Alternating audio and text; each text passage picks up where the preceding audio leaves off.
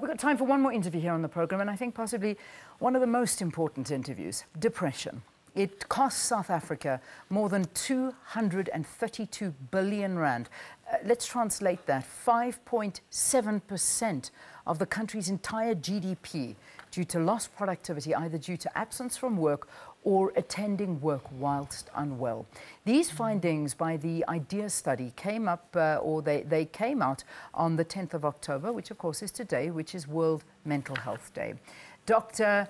Sebolelo Seape is the chairperson of the Psychiatry Management Group, Psych, and she joins us here on the program to talk about organizations and individuals alike that need to become more aware of the reality and impact that mental health has on the workplace. Thank you for joining us and welcome to Morning Live. Thank you. Good morning.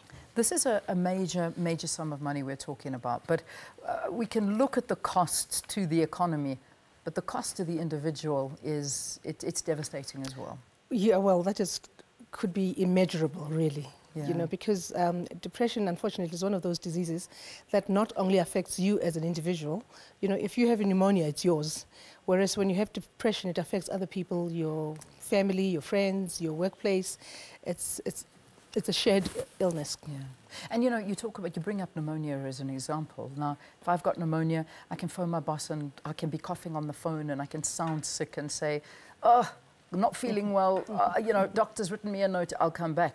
But if I phone my boss and say, I'm feeling depressed, I'm just not feeling up to it, I don't know if that's going to stand very well. I mean, is that the reality? Is that people don't see mental illness as something as major as, say, pneumonia? Indeed, that is the case. I think, unfortunately, for depression, is that depression is a normal English word, which actually just means I'm not feeling great, I'm down, I'm whatever. Yeah. Whereas when we use it in the psychiatric sense, it is a very serious illness. Yeah. So because the same word has those sort of two lives, so to speak, it can make it difficult. And it increases or somehow works against itself in terms of people not being aware that we're talking about a serious illness when we're talking about depression in this case. Yeah.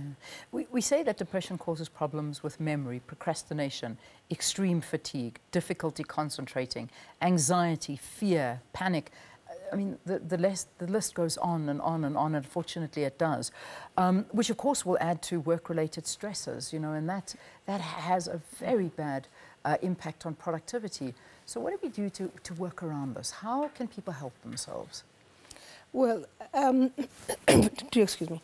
In the workplace, I think what is important is for general workplaces to change the attitude towards mental illness. In that way, whereby you get the employer to have open conversations with their employees. There should be effort to try and educate employers and employees about mental health and depression. It should be talked about openly, yeah. And it should be as an integral part of EAP programs. Many times you find that the EAP programs are running in many companies, but usually they look a lot on high blood pressure, diabetes, healthy eating and things like that. Those are all very important. Yeah. But I don't think as much attention is paid to mental health. Mm. And people don't stay away from work because they've got diabetes. They stay away from work when they have mental health issues. Yeah. If you are away from work with diabetes, that's when you're very sick and you're mostly in hospital. Absolutely. But you don't necessarily have to be in hospital to be severely depressed to the extent that you cannot work. Yeah. You know, while we're talking about this, in the back of my mind, I can't help but think about the Life Esidimeni tragedy. And, you know, this has brought mental health under the spotlight a lot. I mean, the number, 118 people died because of this. And this has got to emphasize the fact that perhaps we don't take this seriously enough. We do not look after people with mental illnesses, and perhaps we don't look after ourselves enough.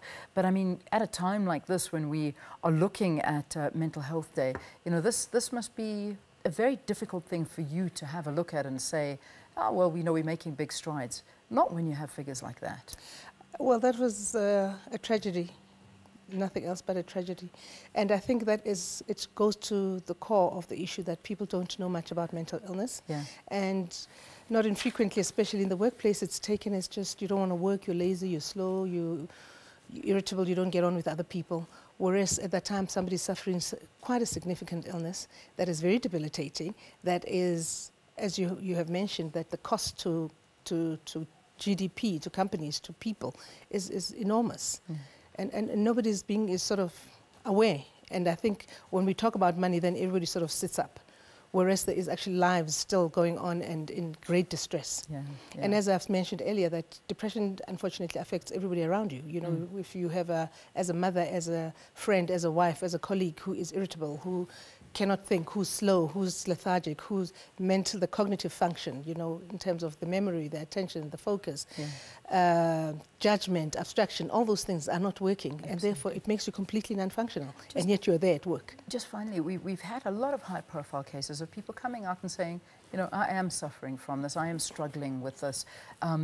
By actually admitting it to yourself and by realizing that this is the problem, seeking the right treatment, can this better the situation that we find ourselves in right now? Is that the solution? It is but part of a solution. It's not the whole thing. It is best when people admit, because then they can inform their employers that they are struggling with this. Yes, the employers should try to make certain serious efforts to try and educate themselves and find out what is there. And what is important, again, is that the employers should actually use the legislation that's available in terms of looking after people with mental illnesses in the workplace.